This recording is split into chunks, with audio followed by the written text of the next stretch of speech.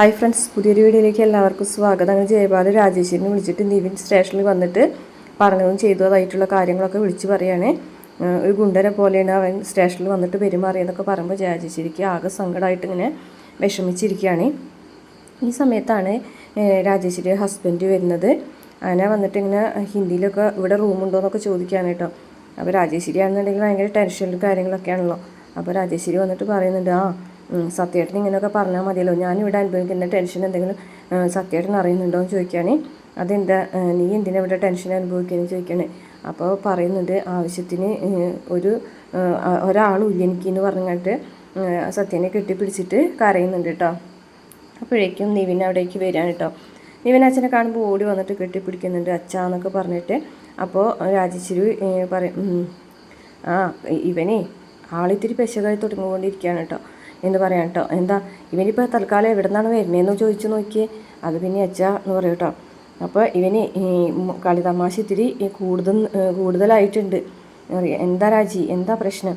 ഇവിടെ വേണ്ടത്ര സ്റ്റാഫുകളില്ല, ഇവിടെ ആകെ പ്രശ്നമാണ്. സ്റ്റാഫുകളില്ല, പക്ഷേ ഗസ്റ്റുകൾ കൂടുതലാണ്. അവരൊക്കെ നോക്കാൻ ഞാൻ വേണം. ഈ റിസപ്ഷൻ്റെ കസേര വരെ ഞാനാണ് മാനേജ് ചെയ്യുന്നത്. ഉള്ള സ്റ്റാഫുകളാണെങ്കിൽ ലീവും. ഇവൻ അതിനെക്കുറിച്ച് എന്തെങ്കിലും അറിയേണ്ട കാര്യമുണ്ടോ? ഇപ്പോൾ ഇവൻ എവിടെ നിന്നാണ് വരുന്നതെന്നൊന്നും ചോദിച്ച് നോക്കിയേ എന്ന് ചോദിക്കാൻ കേട്ടോ. അപ്പോൾ അത് പിന്നെ അച്ഛാ ഞാൻ നിന്നോടൊന്നും ചോദിച്ചില്ലല്ലോ എന്ന് ചോദിക്കാൻ കേട്ടോ. അപ്പോൾ നീവിന് സന്തോഷം കേട്ടോ. അപ്പോൾ നീ പറയും, അച്ഛാ ഞാൻ ഒരു കുളി പാസ്സാക്കിയിട്ട് വരട്ടെ, എന്നിട്ട് നമുക്ക് സംസാരിക്കാം, ഇപ്പം തന്നെ വരാമെന്ന് പറയാം കേട്ടോ. എന്നിട്ട് നീവിനെ അവിടെ നിന്ന് പോകും.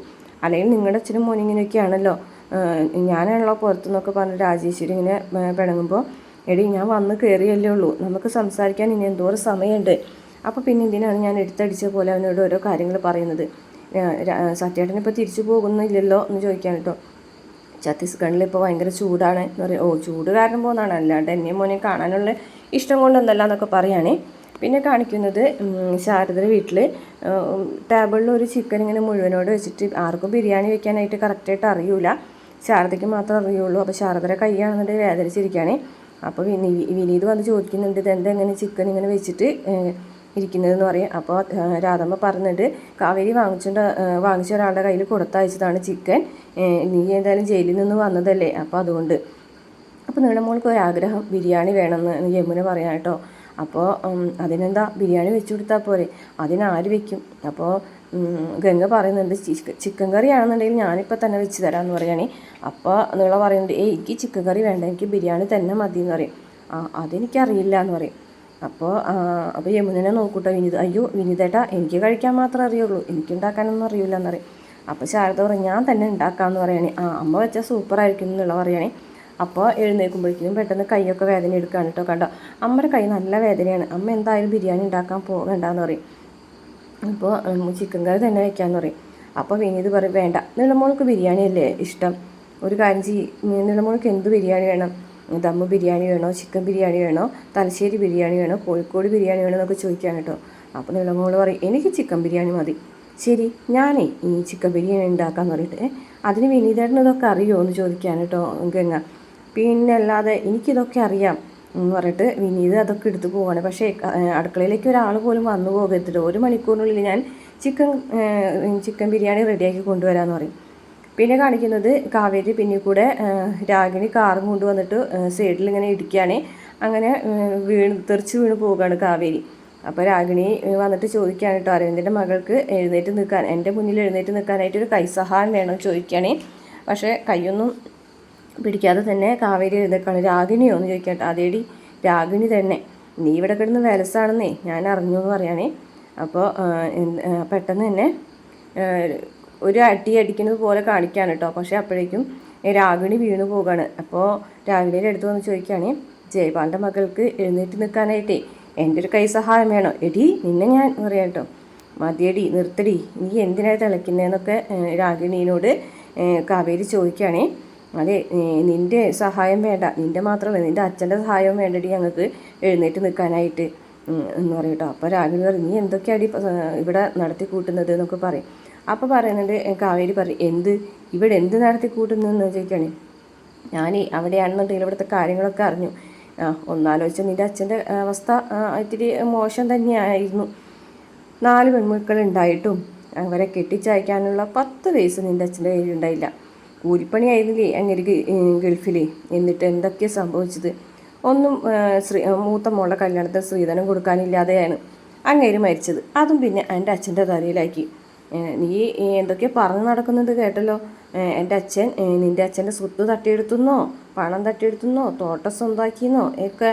എൻ്റെ അച്ഛൻ്റെ പണം കണ്ടിട്ടല്ലേടി നീ ഇങ്ങനെയൊക്കെ പറയുന്നത്? സൂത്രത്തിലെ നിൻ്റെ അച്ഛൻ മരിച്ചപ്പോൾ എൻ്റെ അച്ഛൻ്റെ കയ്യിലുള്ള പണം തട്ടിയെടുക്കാൻ വേണ്ടിയിട്ട് നീ ഉണ്ടാക്കിയ അടവല്ലേടി ഇതൊക്കെ എന്നൊക്കെ രാഗിണി കാവേരിനോട് ചോദിക്കുകയാണ്. നീയേ എന്തായാലും നിനക്ക് നേരെ മുട്ടാൻ തന്നെയാണ് ഞാൻ വന്നിരിക്കുന്നത്. തൽക്കാലം ഞാനൊരു തിരിച്ചുപോക്ക് പോലും ഇപ്പം ഇല്ല. അപ്പോൾ കാവേരി പറയാണ്, എടി നിൻ്റെ അച്ഛൻ വിചാരിച്ചിട്ട് ഈ കാവേരിനെ തോൽപ്പിക്കാൻ കഴിഞ്ഞിട്ടില്ല, പിന്നെയാണോ നീ? എന്തായാലും നീ ഇവിടെ മുട്ടാനുണ്ടെന്ന് പറയുന്നത് സത്യമാണെങ്കിൽ അത് നല്ല കാര്യമാണ്. ഞാൻ കുറച്ച് തെളിവുകൾ ശേഖരിച്ചുകൊണ്ടിരിക്കുകയാണ്. ആ തെളിവുകൾ കിട്ടിക്കഴിഞ്ഞിട്ടുണ്ടെങ്കിൽ ഞാൻ നിൻ്റെ ജയപാലൻ്റെ കൊട്ടാരത്തിലേക്ക് വരും. അപ്പേ അത് കാണാനായിട്ട് നീയും ഉണ്ടാവണം. എനിക്ക് അവകാശപ്പെട്ടതൊക്കെ ഞാൻ പിടിച്ചു വാങ്ങുന്നത് കാണാനായിട്ട് നീയും ഉണ്ടായിരിക്കണം. നീ ഇപ്പോൾ ഇട്ടിരിക്കുന്ന ഡ്രസ്സടക്കം മറ്റുള്ളവരുടെ വിയർപ്പിൻ്റെ വിലയാടി. അതൊക്കെ കണക്ക് പറയുകയാണെന്നുണ്ടെങ്കിൽ ഇപ്പോൾ ഉടുതുണി മാത്രം ഇട്ട് നീ തിരിച്ചു പോകേണ്ടി വരും. ഈ കാറടക്കം നീ ഉപേക്ഷിക്കേണ്ടി വരും എന്നൊക്കെ പറയും. പോടി, നീയേ കണ്ണൂർക്കാരൻ അരവിന്ദൻ്റെ മകളോട് മുട്ടാറായിട്ടില്ല എന്നൊക്കെ പറയും. രാഗിണി ആണെന്നുണ്ടെങ്കിൽ ദേഷ്യത്തിൽ കാർ ഓടിച്ച് പോകുമ്പോൾ കാവേരിയുടെ വണ്ടിമേലേക്കും മേലൊക്കെ ചെളിയായിരിക്കുന്നുണ്ട് കേട്ടോ. കാവേരി ആകെ ദേഷ്യപ്പെട്ട് നിൽക്കുന്നുണ്ട്. ഇതേ സമയം വിനീതാണെന്നുണ്ടെങ്കിൽ ബിരിയാണി വെച്ചുകൊണ്ടിരിക്കുകയാണ്. എന്തൊക്കെയോ പിടിച്ച് പറിച്ച് എടുക്കുന്നുണ്ട്. യൂട്യൂബിൽ നോക്കിയിട്ടാണ് ബിരിയാണി വെക്കുന്നത്. അപ്പോൾ ഒരു പിടി പച്ചമുളകും അതുപോലെ മറ്റുള്ള സാധനങ്ങളൊക്കെ വലിച്ച് വാരി വെക്കുന്നുണ്ട്. ഉള്ള സാധനങ്ങളും ഇടാൻ പറ്റാത്ത സാധനങ്ങളും എന്തൊക്കെയോ എടുത്ത് വാങ്ങിച്ചിങ്ങോട്ട് ഇങ്ങനെ വെച്ചിട്ടുണ്ട്. അങ്ങനെ അതൊക്കെ കട്ട് ചെയ്തിങ്ങോട്ട് ഒരു ഉരുളി എടുത്തിട്ട് അതിലേക്ക് ഇടുന്നുണ്ട്. അങ്ങനെ ബിരിയാണി ഇങ്ങനെ സ്റ്റവിൽ വെച്ച് ഇങ്ങനെ ഇരിക്കുകയാണ്. മൊബൈലൊക്കെ കണ്ട് തൊട്ടടുത്തിരിക്കുകയാണ്. അപ്പോൾ ഗംഗയും നിളയും കൂടി വരികയാണ് കേട്ടോ. നല്ല മണം വരുന്നുണ്ട് എന്ന് പറയും കേട്ടോ. അപ്പോൾ ഇതൊരു സ്പെഷ്യൽ ബിരിയാണിയാണ്. അപ്പോൾ ഗംഗ പറയും, അല്ല ഇതൊക്കെ എന്താ വിനീതേട്ടാ ഈ കാണിച്ചു വെച്ചിരിക്കുന്നത്? ഇതൊക്കെ പറിച്ച് വലിച്ചിട്ടോ എന്ന് ചോദിക്കുകയാണ്. അതെ, ഇതൊരു സ്പെഷ്യൽ ബിരിയാണിയാണെന്ന് ഞാൻ പറഞ്ഞില്ലേ. അപ്പോൾ നാരങ്ങ ഇട്ടില്ലേ? നാരങ്ങയൊന്നും വേണ്ട, നാരങ്ങയൊന്നും ഇല്ലാത്തൊരു സ്പെഷ്യൽ ബിരിയാണിയാണെന്ന് പറയും. അപ്പോൾ നിളാന്ന് വെച്ച് കഴിഞ്ഞിട്ടുണ്ടെങ്കിൽ അതൊന്ന് തുറന്ന് നോക്കാനായിട്ട് തൊടുമ്പോൾ തൊടരുതെന്ന് പറയും കേട്ടോ. അല്ല ഞാനൊരു സ്പൂൺ കഴിച്ച് നോക്കട്ടെ. അതിൻ്റെ ഒന്നും സമയമായിട്ടില്ല. അപ്പോൾ പ്ലീസ് വിനീതേട്ടാ എനിക്ക് മാത്രം ഒരു സ്പൂൺ താ. അപ്പോൾ ഗംഗ പറയും, നിളമോൾക്കൊരു സ്പൂൺ കൊടുത്ത് നോക്കും. ഇല്ലില്ല, ഞാൻ പറഞ്ഞില്ലേ കഴിയാതെ വരരുത്. രണ്ടാൾ അടുക്കളയിൽ നിന്ന് പോകുന്നിട്ട് രണ്ടുപേരെയും പറഞ്ഞയക്കുകയാണ്. ഇത്രയാണ് ഇന്നത്തെ എപ്പിസോഡിലുള്ളത്. പ്രമോലാണെന്നുണ്ടെങ്കിൽ രാഗിണി വീട്ടിലേക്ക് എത്തുന്ന ഭാഗമൊക്കെയാണ് കേട്ടോ കാണിക്കുന്നത്. അച്ഛനമ്മയെ സന്തോഷത്തോടെ സ്വീകരിക്കുന്നതും പിന്നെ കാണിക്കുന്നത് എന്തോ ഒരു ഗിഫ്റ്റ് നിവിനിങ്ങനെ കയ്യിൽ വച്ചിട്ട് യമുനര കോളേജിലേക്ക് കൊണ്ടുവരികയാണ്. ഒരു കവറിലൊരു എന്തോ ഒരു ഡ്രസ്സ് പോലത്തെ എന്തോ സംഭവമാണ്.